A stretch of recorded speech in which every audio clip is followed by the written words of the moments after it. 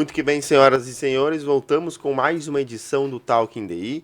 Hoje a gente vai falar sobre saúde e sobre cirurgia. A gente recebe aqui no nosso estúdio o Luan Lucena, ele que é neurocirurgião, para falar de um procedimento que é considerado inédito aqui no oeste de Santa Catarina. E a gente vai debater um pouco mais sobre esse assunto, conhecer mais sobre o procedimento e também sobre outros assuntos interligados. Luan, seja muito bem-vindo ao nosso estúdio.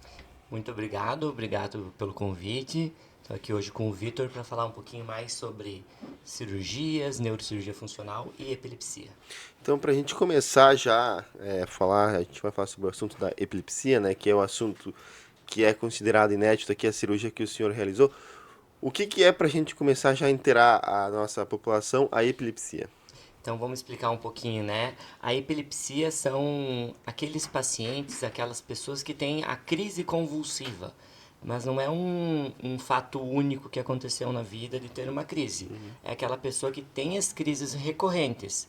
Elas podem ser focais, quer dizer, um braço, uma perna, uma região do corpo, ou generalizadas, que é aquela crise que todo mundo já ouviu falar, que o paciente cai no chão, se torce os braços, às vezes baba, morde a língua. Então, isso é uma crise convulsiva. Quando repetida, é uma epilepsia. Entendi, show. E falando sobre a cirurgia, né, que o senhor realizou, como é que funciona na prática essa cirurgia? Como é que foi o procedimento realizado? Quando foi? Como é que funciona? Então, vou já puxar um pouquinho antes, né? Quando que a gente indica, Sim. tá? As cirurgias de epilepsia, ou melhor dizendo, os pacientes com epilepsia, 70% desta população vai ficar muito bem tratado tomando medicação, Sim. tá? Então, nós estamos falando do pequeno grupo de 30%. Destes 30%, eles se chamam pacientes epiléticos refratários a tratamento. Para esses pacientes, nós precisamos ofertar outras modalidades de tratamento. E aí que entra a cirurgia. Tá? A cirurgia, tecnicamente falando, ela que nós realizamos aqui em Chapecó, ela tem a intenção de modular o circuito epilético do cérebro que está disfuncional. Então, o cérebro deste paciente está gerando crises convulsivas, né? Digamos assim, curtos-circuitos, como Aham. a gente gosta de explicar, o tempo inteiro. Então, a cirurgia, ela tem a intenção de diminuir esse foco epileptogênico, consequentemente diminuindo as crises. Então, essa é a intenção dela. Show. E como é que funciona? Como é que é o procedimento Então, assim? a cirurgia ela envolve o nervo vago, tá? O nervo vago é um dos nossos nervos cranianos que vem do cérebro e vai inervar algumas regiões para dentro do abdômen e do tórax. Como ele é um nervo sensitivo, ele está levando informação de alguma região do corpo para o cérebro. A gente aproveita esse caminho, né? Essa linha que ele está levando informação e manda um estímulo, um pulso elétrico junto, com a intenção de modular a circuitaria da epilepsia que não tem nada a ver com o nervo. Então a gente só está, digamos assim, usando o trilho do trem para levar a informação até lá. Levando essa informação, a gente consegue diminuir muito o estímulo epileptogênico. Consequentemente, diminuímos o padrão e o tipo de crise, Sim. a intensidade da crise e o número de crises. A estimulação no nervo vago também tem uma segunda intenção, né? Um ganho a mais, uma segunda forma de agir, que é prevenindo crises. De que maneira? Por o nervo vago estar muito pertinho da carótida, que é do lado esquerdo, pertinho do coração, ele também mapeia a frequência cardíaca. Mapeando a frequência cardíaca, sempre que a pessoa vai ter uma crise convulsiva, ela altera a frequência, ou para mais ou para menos. Alterou a frequência, o próprio dispositivo já dispara um impulso mais intenso para evitar a crise. Então já tem um ganho secundário aí, trabalhando de duas maneiras no controle da epilepsia. Show. E quando a pessoa ela realiza esse procedimento, quais que são os ganhos? Qual que é a principal mudança no para a pessoa? Então, para a pessoa que está dentro daqueles 30% dos pacientes que tem a epilepsia refratária e pode, né, ser indicado a estimulação do nervo vago, a pessoa tem como... a estimulação tem como premissa diminuir pelo menos 50% das crises. Então, não é um método curativo. Isso é importante salientar para a população. É uma maneira de controlar as crises. Imagine que normalmente esses pacientes refratários têm 5 até 10 crises no dia. Então, melhorar 50% significa muita coisa, tanto no cuidado desse paciente, pelos familiares, quanto para o próprio paciente, evitando acidentes, quedas e crises recorrentes. Quando o paciente ele realiza o procedimento, ele, ali nessa questão de 50%, ele deve continuar tomando os medicamentos? Com certeza. Então a gente nunca tira completamente as medicações. Entendi. Muitas vezes a gente consegue diminuir, que é um paciente que já tá tomando 3, 4 medicações em dose alta.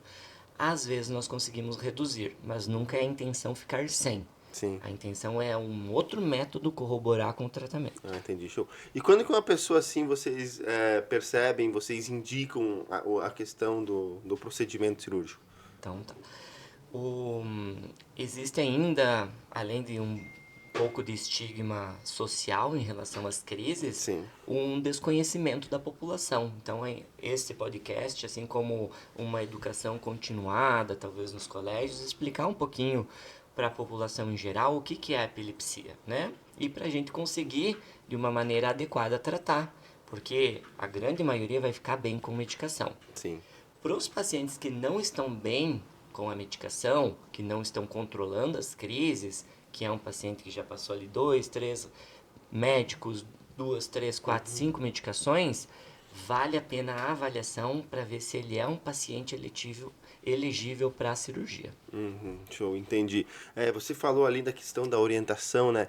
Quais que são as principais orientações, os principais cuidados para as pessoas que, quando se deparar com alguma situação dessas, né? O que as pessoas elas devem fazer? Perfeito. Então, se você está vivenciando, né, vendo aquele momento uma crise convulsiva, a primeira coisa que a gente tem que fazer é dar um suporte ao paciente, tá? Não deixar ele cair, não deixar ele se bater, escorar ou proteger a cabeça para que ele não se machuque. A partir do momento que finalizou a crise, que você deu o suporte, se você pode chamar a emergência, o SAMU ou os bombeiros para auxiliar nesse cuidado ou até no transporte para o hospital. Então, existem muitas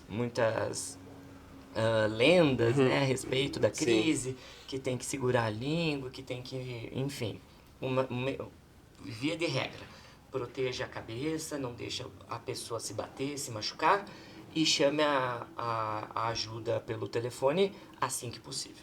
E quanto tempo que demora assim uma crise para passar? Ou é variável de pessoa para pessoa? Variável, não só de pessoa para pessoa, mas de crise para crise.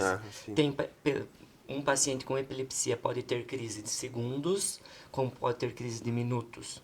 Mas normalmente dura poucos segundos, 20, 30 segundos, aquela fase mais de enrijecer, dobrar os braços e depois entra numa segunda fase da crise, que é o pós-ictal, que é o pós-crise, onde o paciente fica sonolento, fica mais apagado, comatoso, e que depois ele vai despertando, vai ter perda da consciência e assim por seguinte. É muito frequente, doutor, aqui na nossa região, no país, no Brasil, pessoas com epilepsia?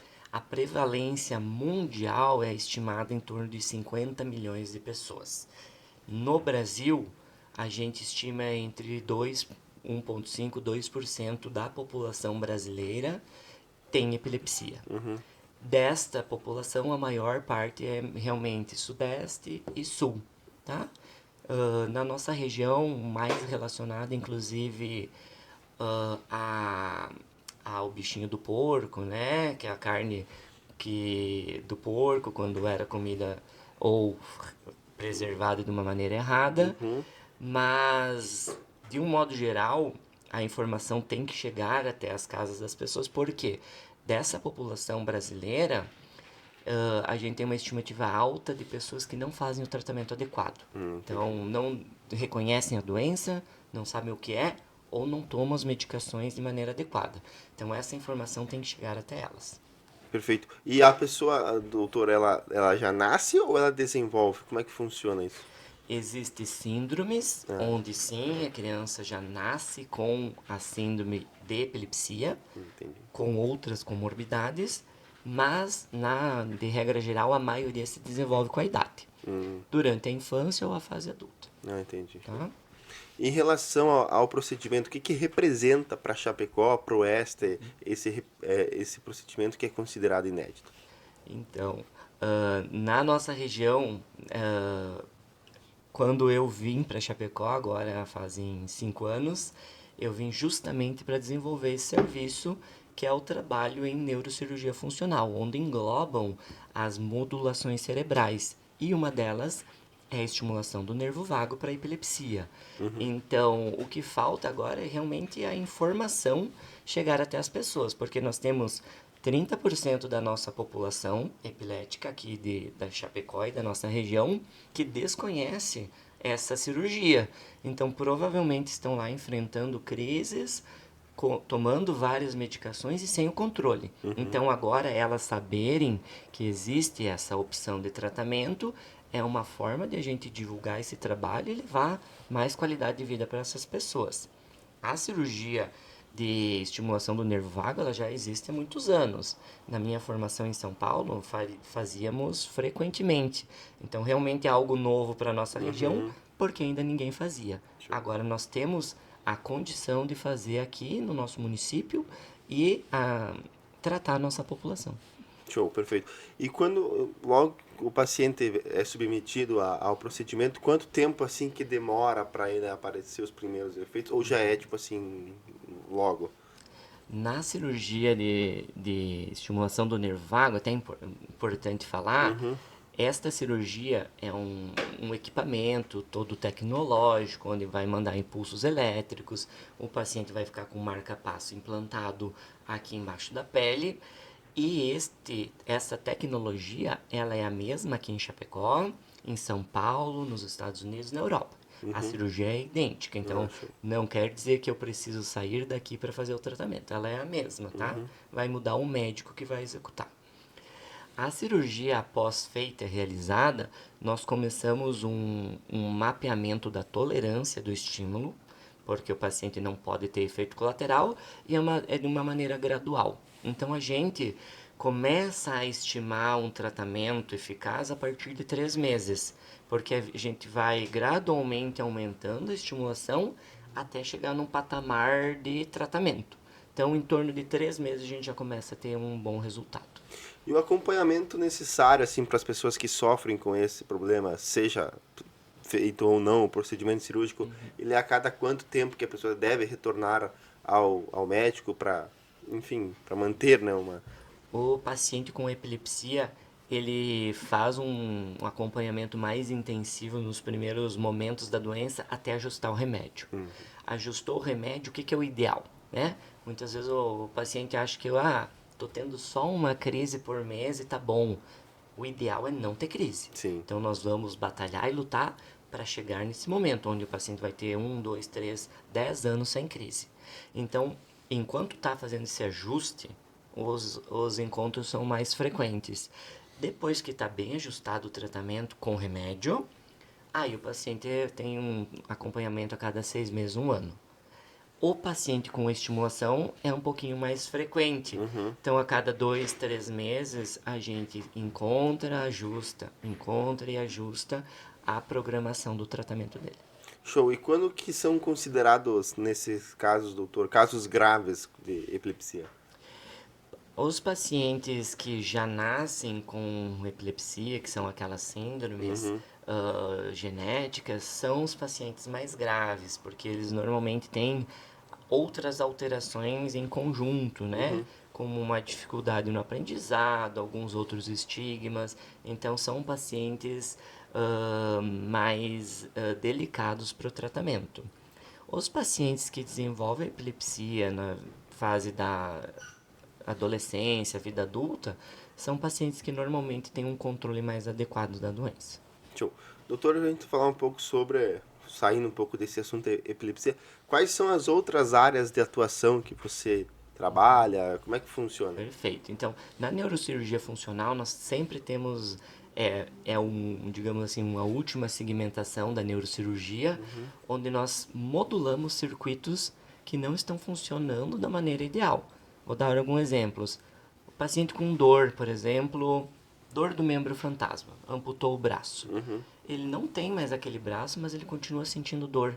O que eu vou fazer em relação a isso? Eu não tenho mais como operar esse braço, né? Sim.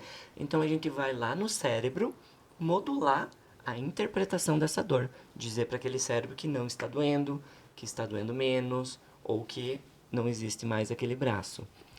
A fibromialgia é outro caso. Paciente com fibromialgia tem dores espalhadas por todo o corpo e não existe uma causa única.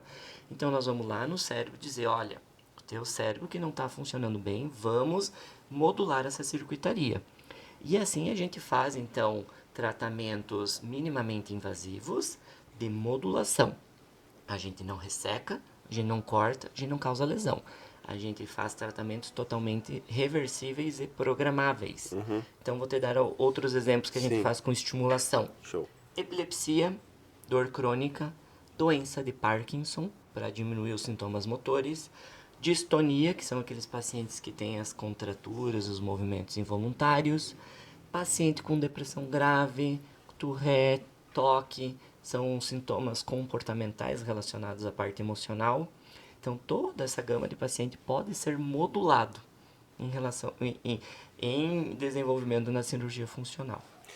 Quais são os casos mais comuns que você trabalha assim? Então, atualmente, pacientes com dor crônica, muito frequente, onde a gente faz estimulação medular para dor, estimulação dos nervos e estimulação cerebral.